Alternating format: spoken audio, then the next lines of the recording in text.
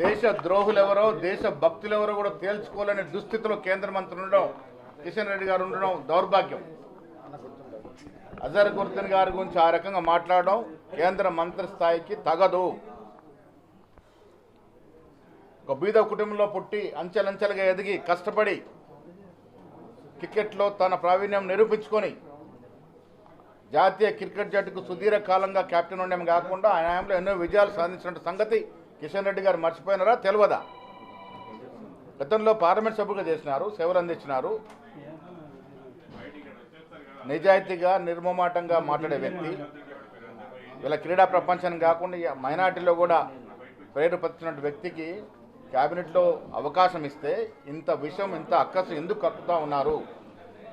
తెలంగాణ కానీ ఆనాడు సమైక్య ఆంధ్రప్రదేశ్ చరిత్రలో కానీ ఇద్దరేసి ముగ్గురేసి మైనార్టీలు మంత్రివర్గం ఉన్నట్టు సందర్భాలు ఉన్నాయి.